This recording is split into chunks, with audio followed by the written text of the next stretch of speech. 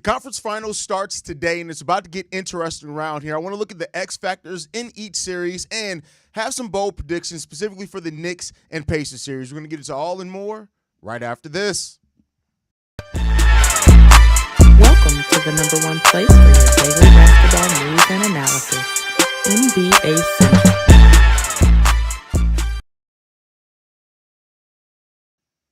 What's going on, basketball fans? Welcome to another episode of NBA Central, your number one spot for everything basketball related. I'm the host there, Haize, but more importantly, you guys can follow the channel at NBA Central Pod on every social media platform we happen to be on. With that said, let's go ahead and get into this content for today, y'all. I got some bold predictions to get into for these X factors, things like that. And we're going to start off looking at the Indiana Pacers and New York Knicks series. We're going to get to the Thunder, Minnesota Timberwolves. I know that's the series that comes on today. We're going to save that for the end of the show. But I want to first look at this Pacers and Knicks series. And the reason why is I think this is going to be one of the series that definitely goes 7 games, right?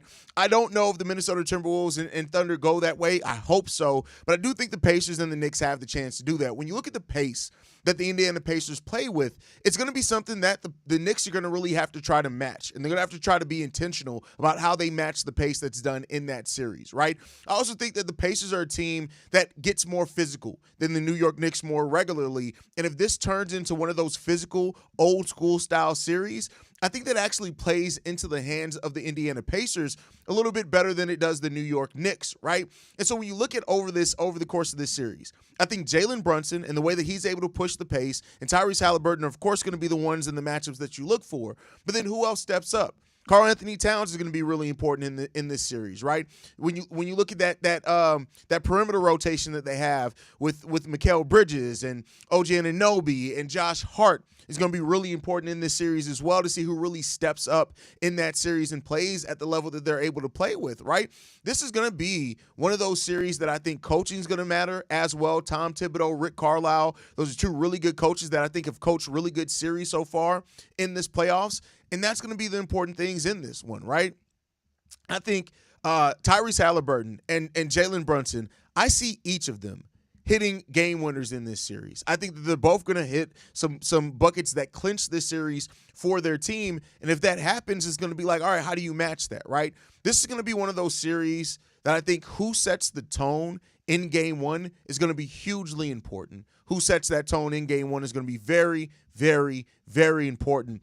And depending on who comes out of that, that's what's going to really make the difference, I think, for these teams overall. So we'll see what happens when it comes down to it, like overall, who does that. But this is that series that I'm looking at, and I'm saying to myself, how do the New York Knicks, what do they do, right? This is a team that, I mean, think if we're being honest, when you trade the number of first-round picks that the New York Knicks traded to bring Karl-Anthony Towns and Mikal Bridges here, they disappointed a little bit this season, right? They didn't have the best record against the top teams in the East. That was one of the biggest reasons for doubt for them coming into this playoffs.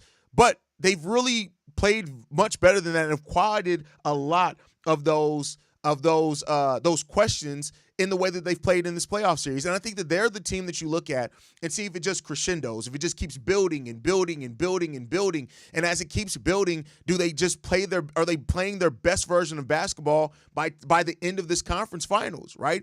And that's what you hope to happen with this team that, like I said, I think that it's fair to say they've had a disappointing season, regular season. But how they've played in the playoffs has been so totally different that I think it's really evident that this is a night and day, and this is why the playoffs is really looked at as a second season. It is really what it is. It is truly a second season, and the New York Knicks are a poster child for that. The Pacers, another team that's really been, had their moments of being disappointing over the course of this season. They started off this season beating some of the good teams, losing against the bad teams, and then they finally started building their rhythm and momentum, and by the end of the series, they were firing and ready to go. This is going to be a series where everything matters so much. Coaching, player execution, who steps up for you. All those are going to be big things to watch out for in this series and to see how they get it. And that's really important, man. That's going to be really important in this one. And we'll see. Rob says no injuries for New York. Then I definitely can see another 7-game series between them. agree with you. Remember some OG and Josh Hart and Bridges are good perimeter defenders, so going to be a little bit tough for Halliburton. Another thing, Towns has to play defense because Turner can catch. Here's the thing: he can catch fire for sure. And I think another thing that you can't overlook in the series is how good the role players have been shooting for this Pacers team over the course of the season. This postseason, can they keep that up? That is a hugely important thing in this. Can they keep up that level of shooting that they've had before? If not, it's going to get very ugly for them very quick. And that's another thing that you have to look at, I think, and just try to manage, right? When you look at it, for example, the hot shooting, just to put a highlight on that. Thomas Bryant, that's crazy that he's leading the team in three-point shooting. But Nimbrand shooting 50% from three-point range. Aaron Naismith shooting 48% from three-point range. Miles Turner shooting 45% from three-point range. Pascal Siakam shooting 44% from three-point range.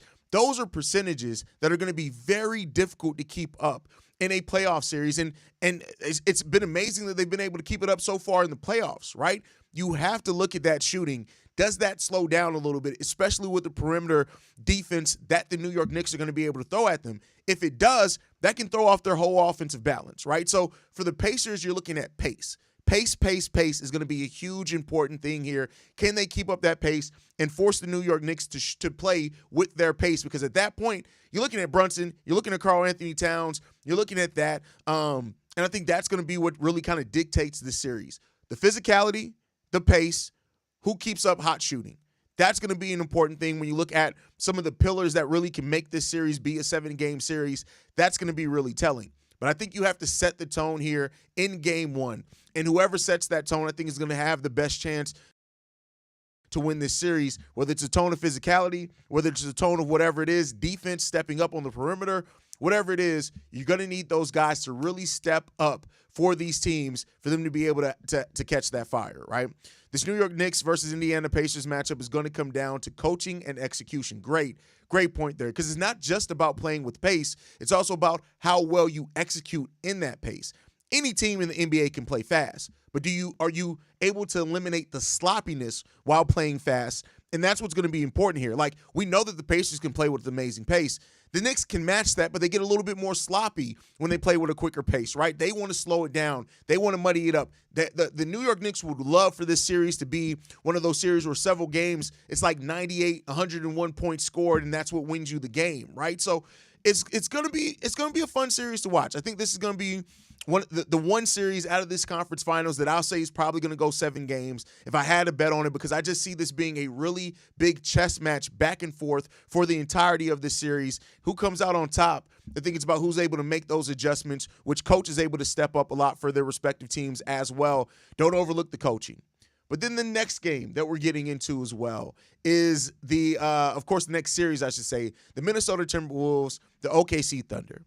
Anthony Edwards has been on. I think it's fair to say that Anthony Edwards hasn't had that one game yet in this playoffs where you're just like, he goes nuclear, right? I think it's safe to say that. But even if Anthony Edwards is able to play, and I've said before, I think he has the ability to be the best player on the court in any series. Yes, even a series with Shai Gilgeous-Alexander. He has the chance to be that. I'm not saying you'd want – he's the favorite to be that. But I think this is going to be an important series on how the role players step up. One of the things that the Thunder use against the Denver Nuggets that is not going to necessarily work out the same way against the Minnesota Timberwolves is the depth, right? The Nuggets only went 3 deep into their bench, while the OKC Thunder were able to go 4, 5, sometimes even 6 deep into their bench, right? And that was able to wear down an older team like the Denver Nuggets. It's not going to be the same against the Minnesota Timberwolves. This is going to be another team that, while it doesn't have the quality depth you're looking at as far down their bench like the OKC Thunder do, this is a young team. This is a team that's going to be really ready, I think, to be equipped to match as much as they can, going depth for depth. And you're going to need players to really step up in the series if you're the Minnesota Timberwolves. And luckily, you've been getting probably some of the best basketball of Julius Randle's career, right? We talked about it over on Locked On NBA. And we were asked if it was going to be an X-Men series or a Superman series, meaning it's going to be about how the sum of the parts really all come together, or is it going to be about the 2 stars, Anthony Edwards, Shai Gilgeous-Alexander? And I answer that with this. It's going to be an Avengers series, meaning that there's going to be a lot of those on your left moments in this series where you're going to have somebody That's been Julius Randle at times, right? That's been Dante DiVincenzo sometimes. It's been Jaden McDaniels who shot the ball as well. Nikhil Alexander Walker, Naz Reid, right? You have these players that are going to be depth and important for you in this. But I think if you're looking at this for the Minnesota Timberwolves standpoint, one of the biggest questions and X factors in this series is going to be Rudy Gobert. How good does Rudy Gobert play in this series, right? Throughout the first 2 rounds of the playoff, Rudy Gobert has done some major damage in his moments. You look at Game 5 against the Los Angeles Lakers, which was one of the best games in his career in the playoffs, right? For a player that's gotten a lot of criticism about choking at times in the playoffs, right? But now Rudy Gobert is going to be playing against a team that has legit size in Chet and Isaiah Hartenstein. If Rudy Gobert can hold his own, I don't expect him to outplay those players. They're way too versatile players. But he needs to keep them honest in this series. Rudy Gobert has the chance to be an X factor of huge proportions for the Minnesota Timberwolves in this series. And does that all come together? We shall see, right? This is a guy that's won Defensive Player of the Year, several of them. And you're going to need every bit of that.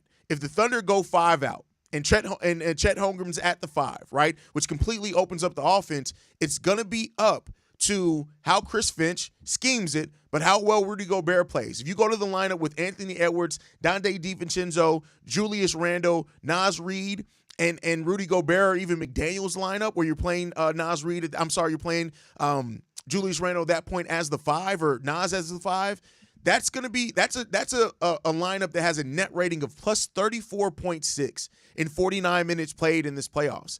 That's been the closest thing that they've had to a death lineup. They're going to have to implore that if the Thunder go 5 out. And it's going to be interesting to see how those minutes, how well the Minnesota Timberwolves can keep up in those minutes. That's going to be something that really helps kind of turn the tides of this series, I think, quite considerably in this one. You flip that and look at it. You've seen the title. Alex Caruso could be the X factor that helps determine the OKC Thunder getting to an NBA Finals.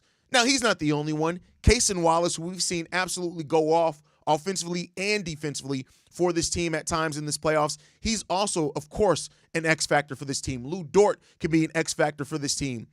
J-Dub and Shea, we know what they're going to bring. We know exactly what they're going to bring. They have to be consistent with it. But when the OKC Thunder go to their 5-out lineup, it's up to the Minnesota Timberwolves to be coached well enough and to execute well enough to try to get them off their game. We've seen the OKC Thunder when their three-point shot is not falling. It makes them a lot easier to guard, and if you can get your 3-ball to fall during that time, it helps you overcome the different waves of defense that they're going to be throwing at you all throughout this series. So I'm really looking at that to be an X factor overall in here. Cason Wallace, Alex Caruso, they're going to be huge ones for this. Cason Wallace adds a different dynamic with the way that he stepped up scoring-wise sometimes, right? And that's great. And the way that he plays defense, the way that he can step up offensively sometimes is huge for you. But Alex Caruso, you saw what Alex Caruso did in his minutes when he was kind of forced to guard Nikola Jokic in the last series. That's going to be really important in this series as well. If you're able to get away with Alex Caruso, being able to focus solely basically on defense, right, where he's able to play the terrorizer, meaning you can put him on whoever player you need to slow down at any point in time. We've seen Alex Caruso guard Julius Randle before, and he's done a pretty solid job at it, right? If Julius Randle is the player that steps up for the Minnesota Timberwolves and gives that on-your-left moments to Anthony Edwards, Alex Caruso is more than equipped and ready and has enough skill to slow that down. Then what do the Minnesota Timberwolves do, right? That's all going to be really important in these series, man. And this is shaped up. This has been one of the most fun playoffs, one of the most unexpected playoffs that we've gotten in quite a while, and I don't expect that to change. While the Thunder are favored in this series against the Minnesota Timberwolves, I do not overlook the Minnesota Timberwolves and count them out before the series gets a chance to get started. Because I tell you what, Anthony Edwards seems very, very motivated. Now, it's easy to seem motivated when you haven't been in those moments before, right? And you haven't had to do it before. But I tell you what, I'm telling you right now, do not overlook The ability of Anthony Edwards to go nuclear in this series and really force the OKC Thunder to think of a different game plan necessarily than how they come into it.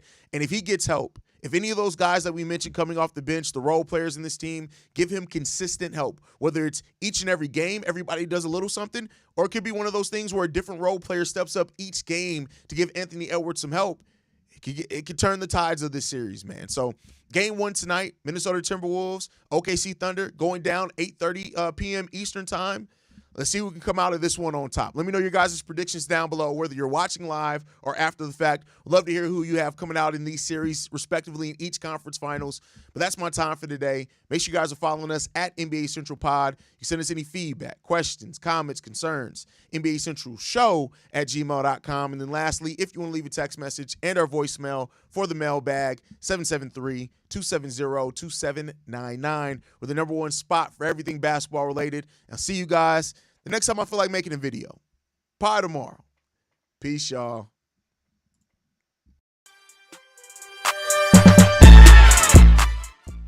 This has been a presentation of the